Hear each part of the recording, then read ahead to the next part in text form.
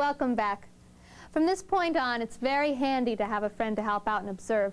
So I've invited Derek Caballero, who's an experienced Steadicam operator, to help me. So let's take a look at the vest. Okay. It's got 2 shoulder buckles, 2 chest buckles, and a hip buckle on the side. In the center is a chest plate, an adjustable spar, and a bridge where the arm will attach to the vest. The vest comes from the factory with the buckles closed. Before you start, loosen the 2 chest straps all the way like this.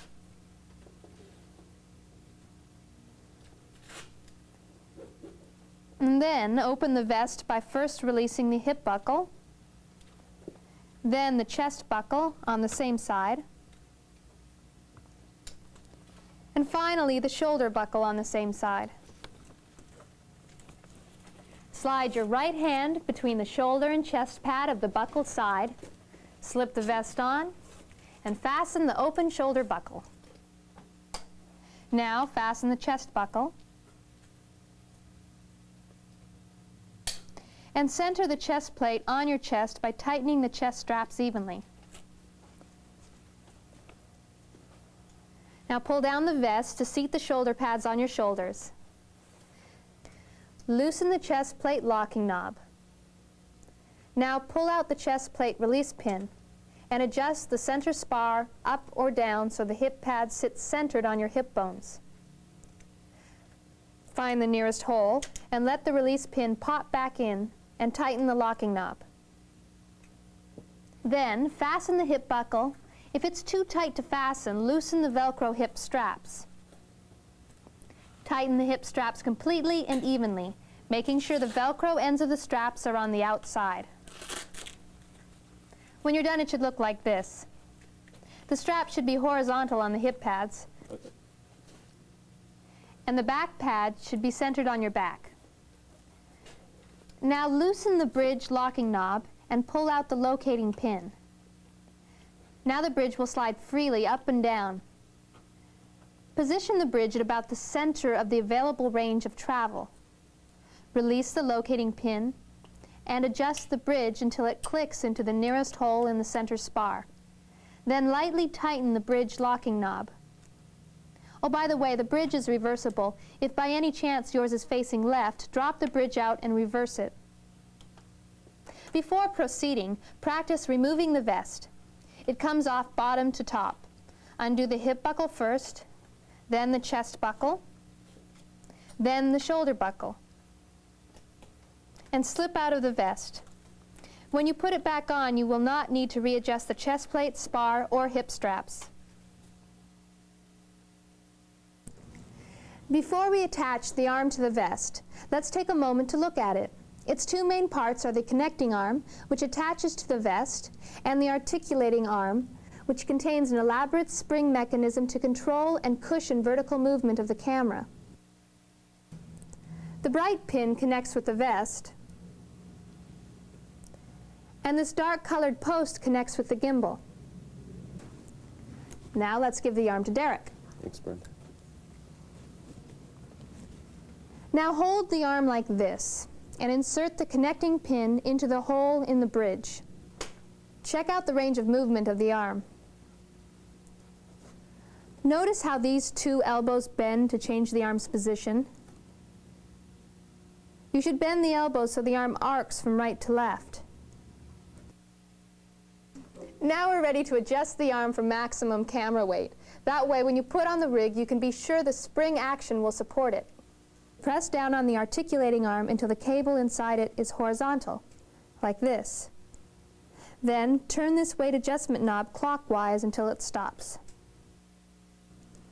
When you perform these steps, you're ready to put the rig on the arm.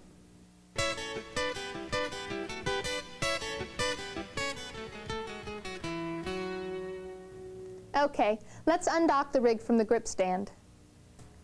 Facing the side of the camera, bow at the waist. Don't bend your knees.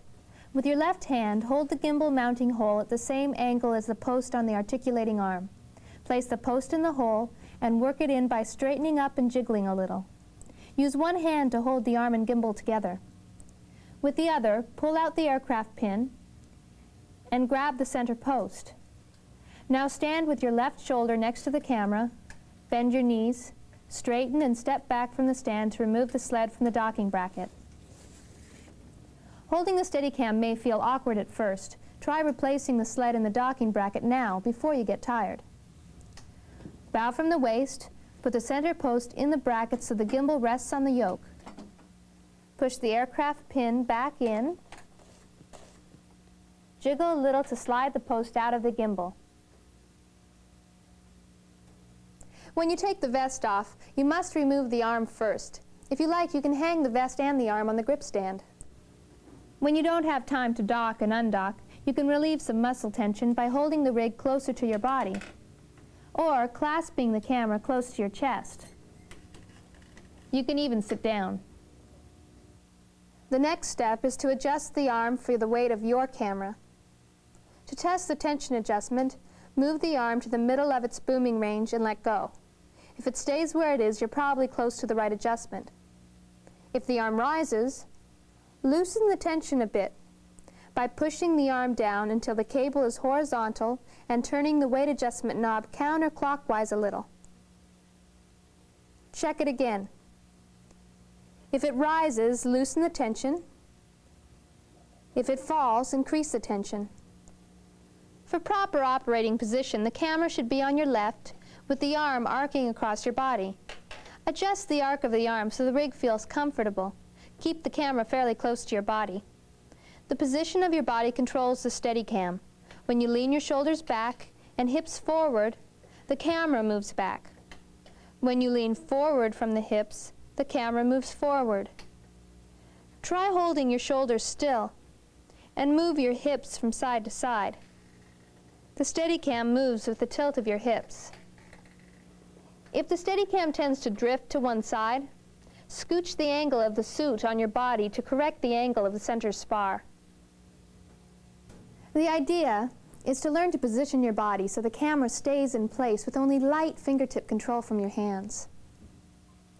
Place the fingers of your left hand on the center post just below the gimbal. All 5 fingers should be lightly in contact with the post. This hand will point the camera and do pans and tilts. Place the fingers of your right hand on the gimbal. This hand will fine-tune the position of the camera, moving it side to side, front and back, and booming up or down. Remember, use your fingertips. If the video SK is properly adjusted, no more force will be needed. Don't clench the center post or gimbal. This will counteract the video SK's float. Light fingertip control is the key to a steady camera and smooth moves. Now practice moving around a bit and get used to having the rig on your body. Pay attention to the way your posture and movements affect the Steadicam. Relax your muscles and control the rig with the position of your body and a light fingertip touch. For now, we recommend that you leave the monitor off and don't worry at all about making shots. Try swinging the arm around and check out its range of movement. Push out the arm to avoid hitting your leg with the battery. Practice gentle boom moves with your right hand and find the lowest and highest positions of the arm. These are the stops. The Steadicam does not function at these extremes. Normally, you'll be working with the arm near the center of its range. Now, put the Steadicam on the grip stand and take a break.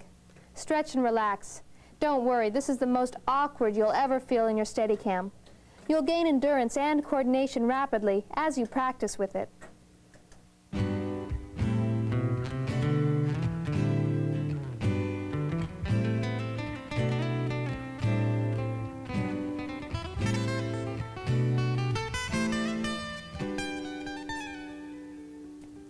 The following practice exercises are designed to get you familiar with moving in the video SK and to help you develop operating skills.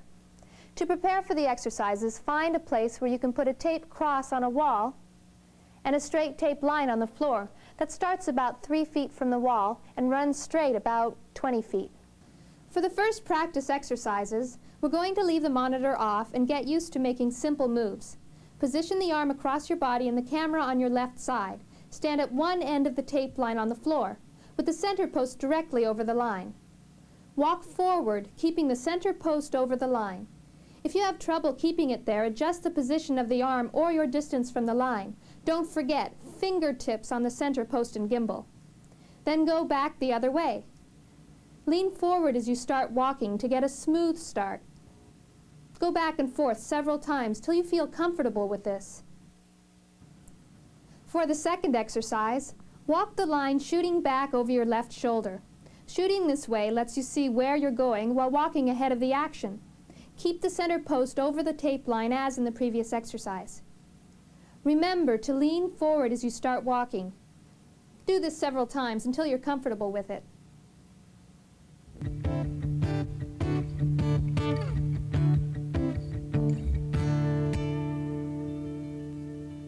In this exercise, you'll learn to change the direction of your travel without changing the direction of your camera. We call it the switch. Start with the camera pointed forward.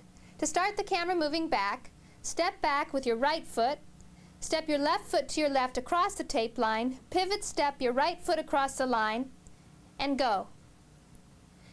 The camera is still facing the same direction, but you are now moving in the opposite direction. Come to a smooth stop, turn the camera around, and try it again. Step back, step across, pivot step, and go.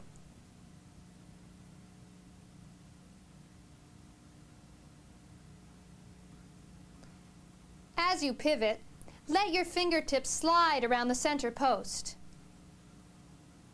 Once again, all together. Step back, step across, pivot step, and go. When you're comfortable with the switch, the next step is switching back to shooting forward or the reverse switch. Start with the camera pointing over your shoulder. Pivot your body to start the camera moving. Step and turn with your left foot, step across with your right foot, and go. Let's try that again. Pivot, step and turn, step across, and go. Remember to slide your hand around the post. Pivot, step and turn, step across, and go. Pivot, step and turn, step across, and go. Now we're ready to put all the pieces together. Walk back and forth along the line, switching at each end, and keeping the camera more or less aimed at the cross on the wall. For now, keep the monitor off. Here goes. Lean forward for a gentle start. Aim at the cross. When you get to the end, come to a gentle stop with the post right over the end of the line, and do the switch. Step back, step across, pivot step, and go. The lens is still pointing at the cross. When you get to the other end, stop gently with the post over the line and do a reverse switch. Pivot step, step and turn, step across, and go. Still pointing toward the cross. Keep doing this until it gets comfortable.